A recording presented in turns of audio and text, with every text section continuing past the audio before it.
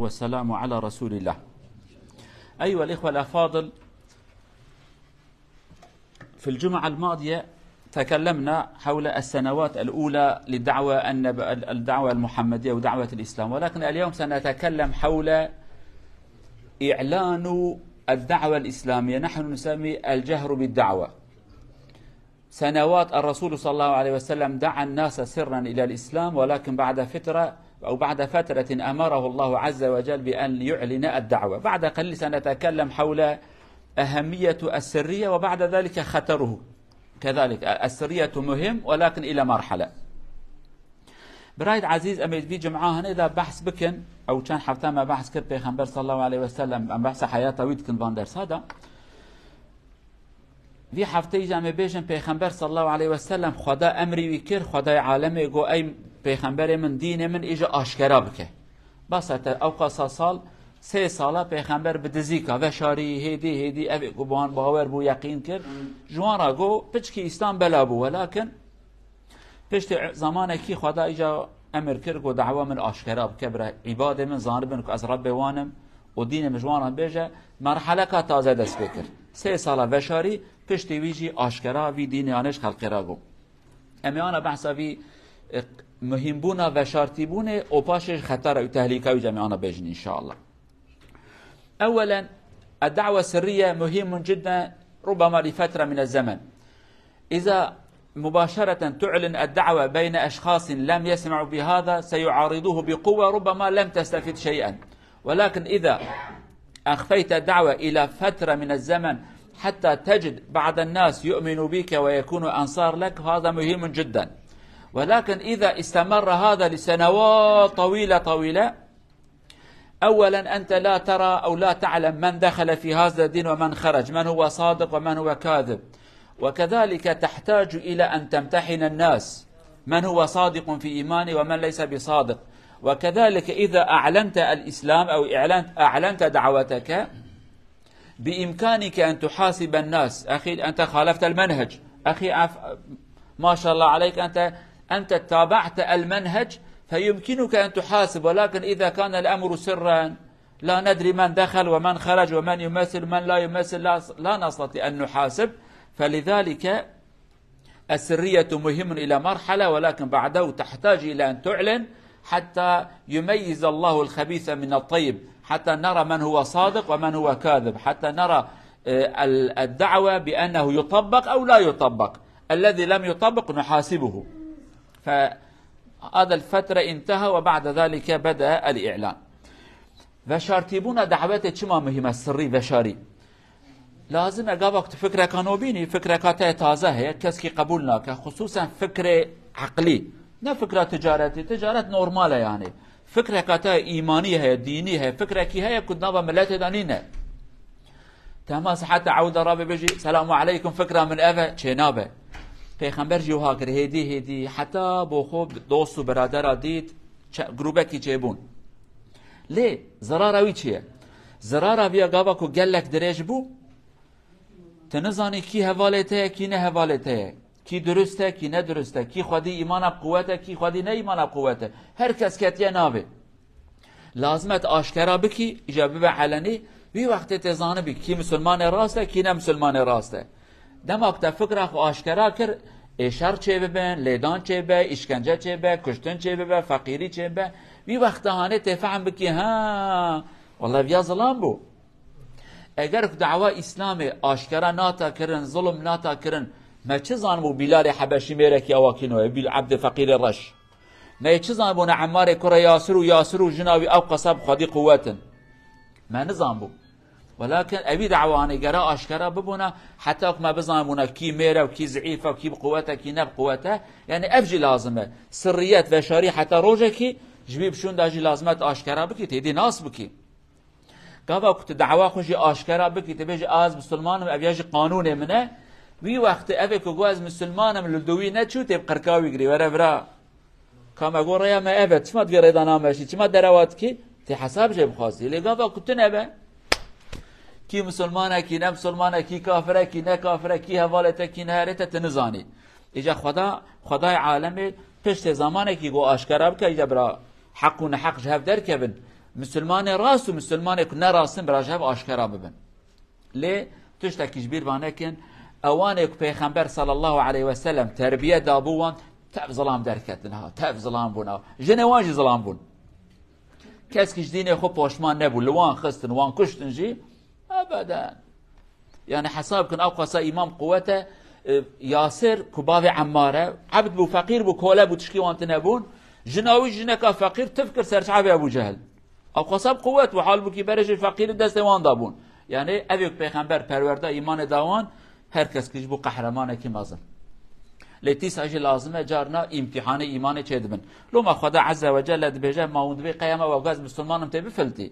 نه سری و بشه اجانه و بشه امتحان چه ببین هنک تش گورا کیفات نبین تیا بشه ایمان امن یا بشه پرمن یا بشه ایمانم یا بشه کرسی امن امتحان و ساکنو چه دبن ابجی جوی مسئله هانه پشت زمانه که خدای گو آشکارا بکه ایجا برا هر کس به بحثه تدی ام کردی بجن دز او خوای ماله به حسیانه یدی یعنی دیگه مسئله آشکارا به تزان به کیه کی راسته کی نراسته ها؟ ابو جهل رابو حقرته ليكر جو بكافر اري وجي جو تفسر تعبت ازناب كافر او يجي رابو حسنك الزكي خص كشت يعني عورته يخص فقير شهيد كر يعني السميه كم جرات بش اجمعين. طيب الرسول كيف اعلم؟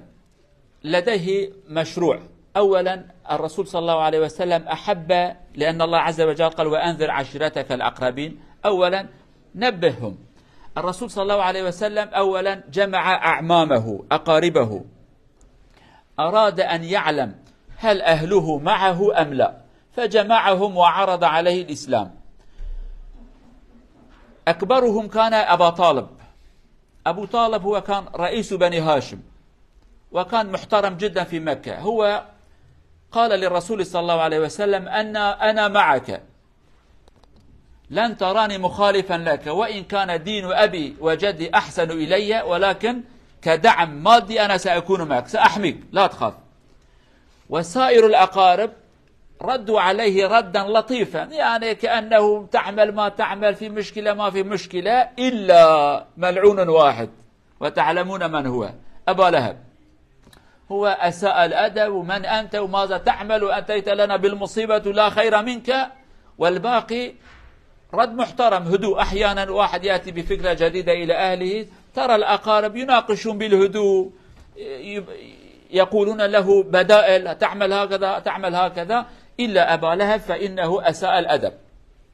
إذن الرسول صلى الله عليه وسلم تأكد بأن أهله في الغالبية معه أو أقل شيء سيحمينه سيدافعون عنه فأصبح قوة للرسول صلى الله عليه وسلم. اعلموا جيدا صاحب الفكرة إذا لم يكن له أهل وأقارب من يحميه فهو يكون ضعيفا في الغالب تحتاج إلى من يدافع عنك. فالرسول تأكد قال نعم عمي معي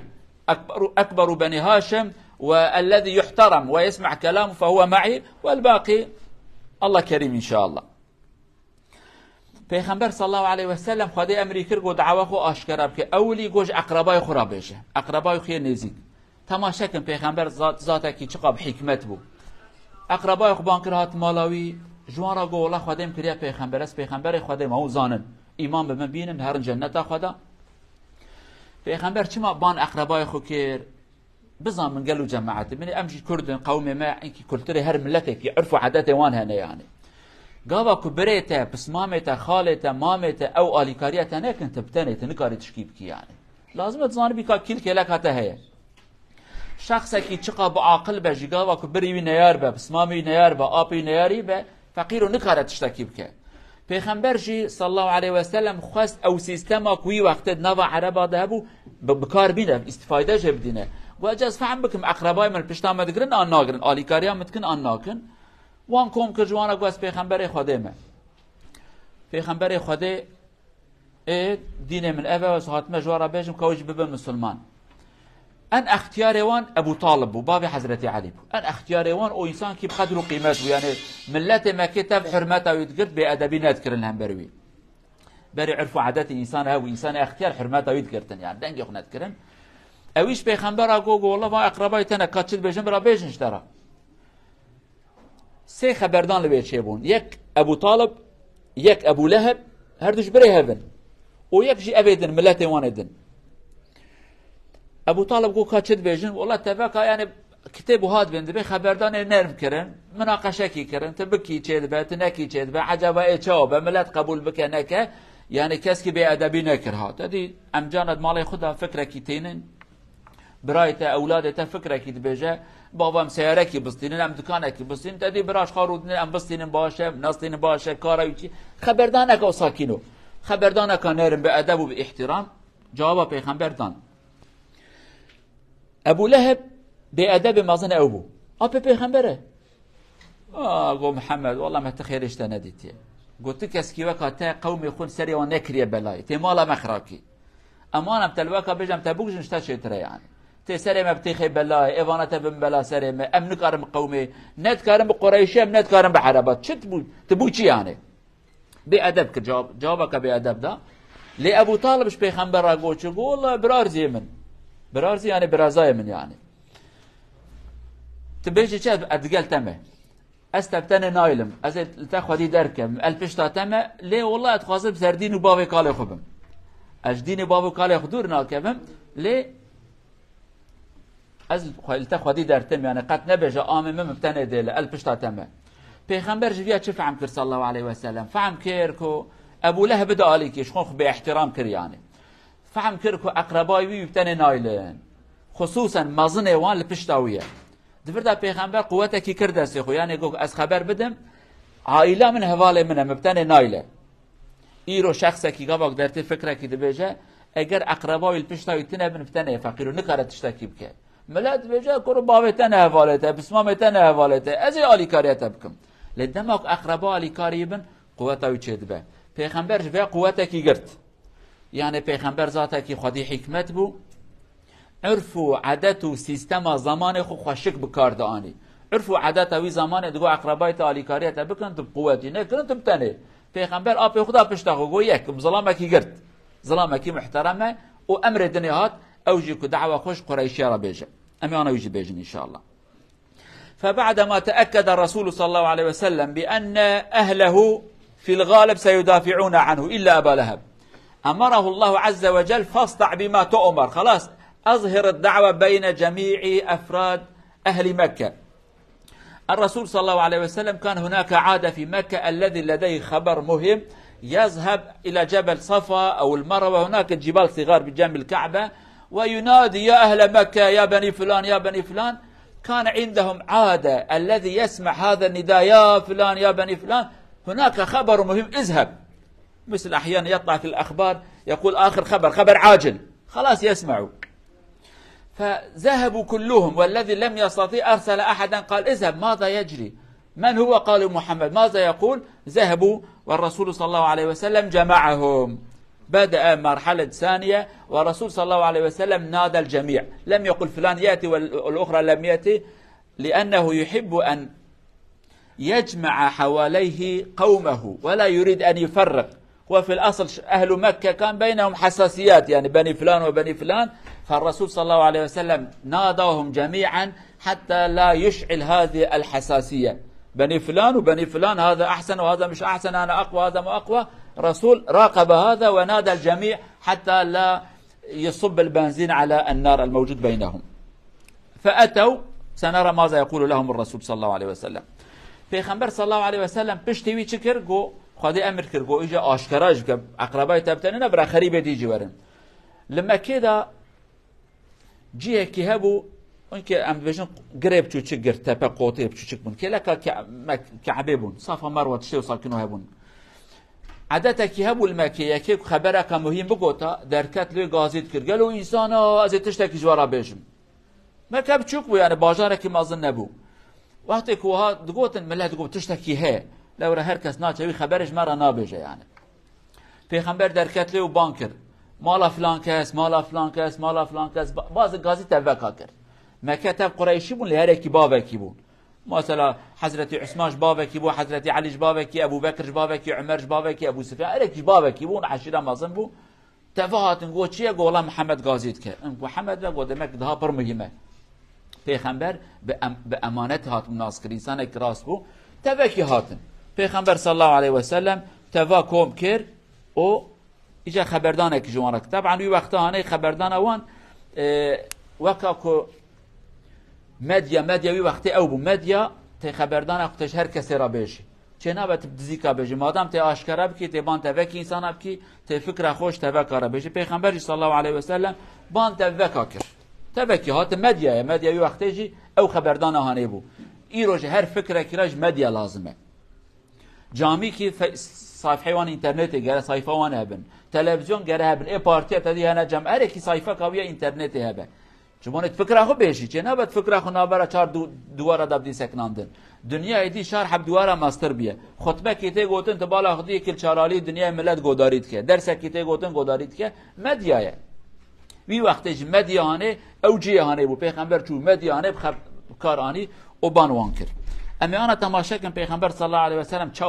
اولا چوا دست بکر طيب الرسول حينما جمعهم انظروا إلى هذا الحكمة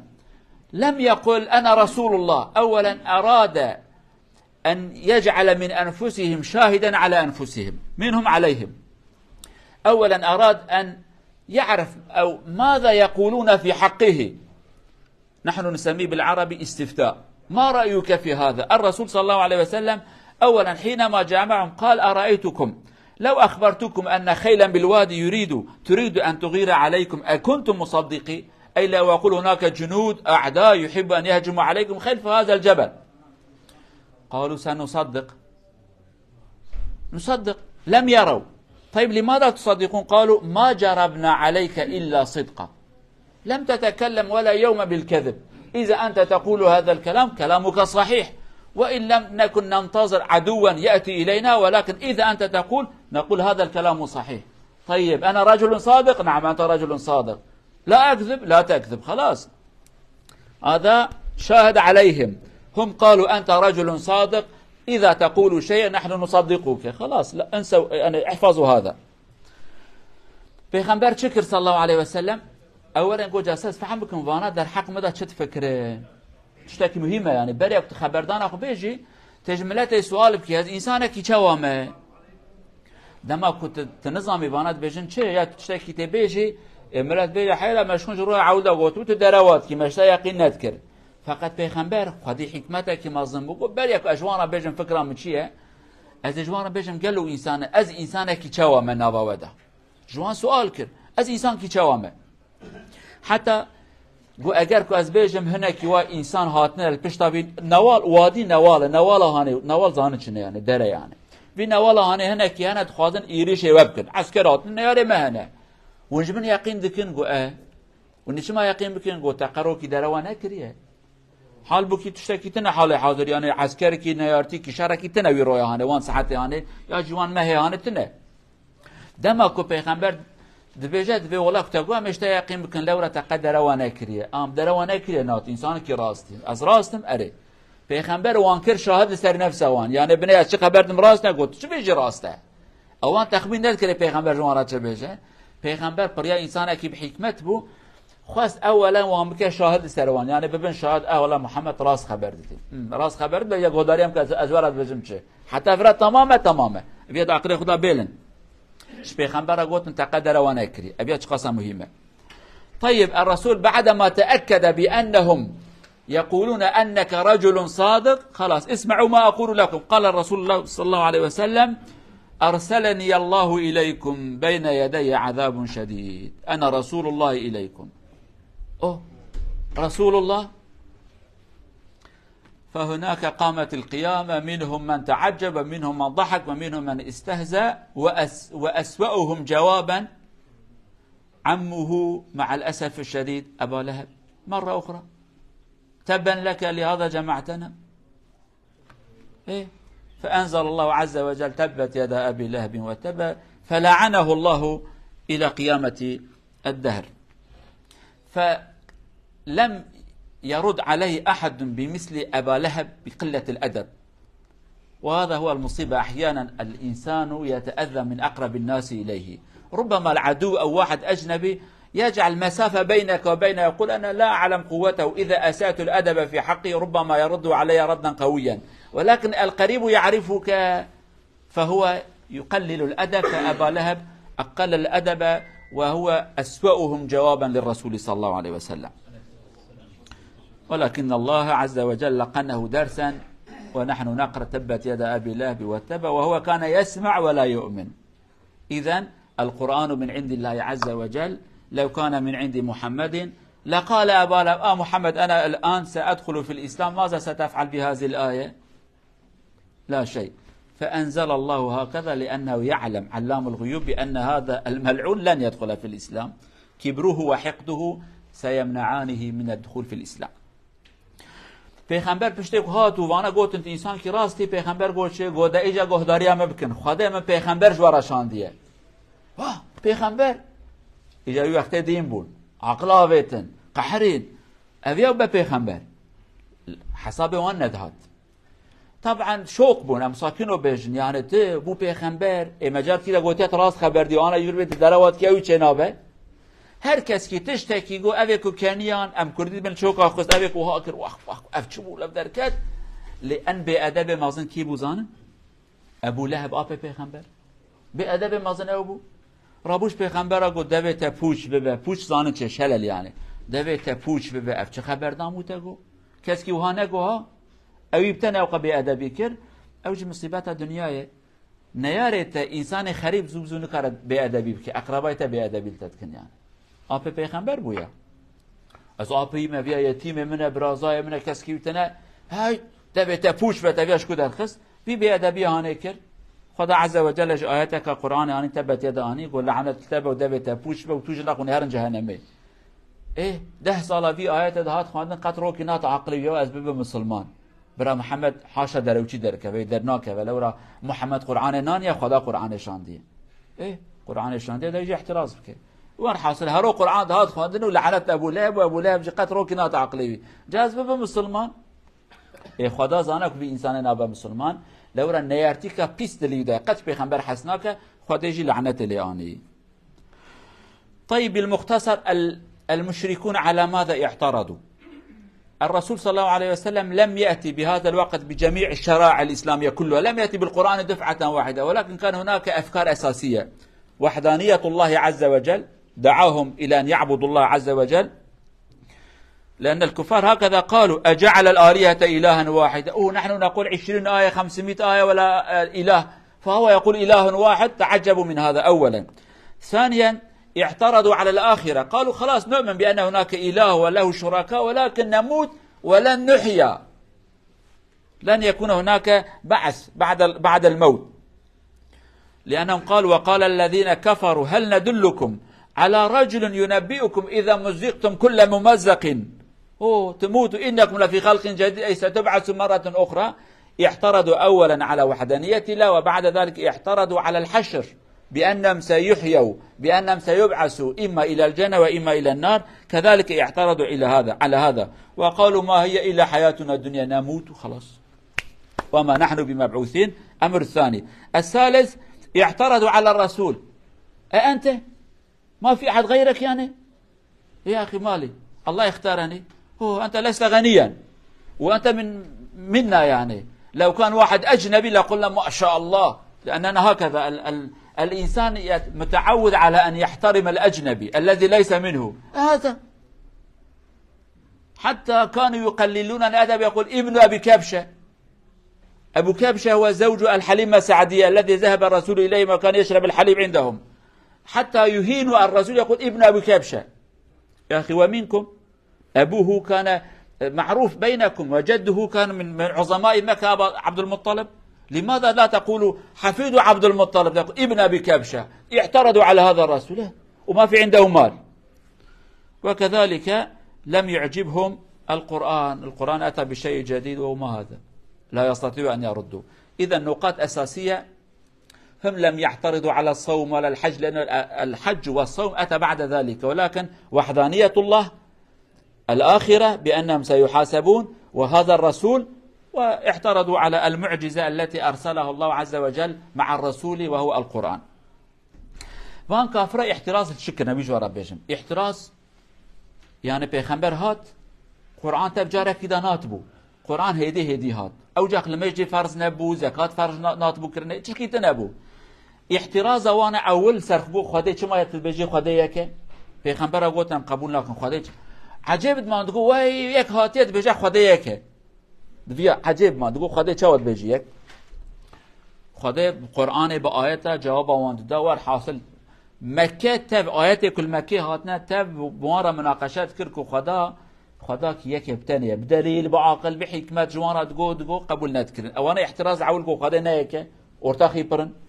ابا دویا پیغمبر گو خدای گوتیه و نه بمره تجاره قادی وساخ بکم بیاج قبول نکن خوشا و نتات اما چا وساخ ببن عجبت ما اود گو یک هاتیت بیجا کن بمرن ببن اخ و نجاره قادی ساخ ببن احتراز بیاجی کرن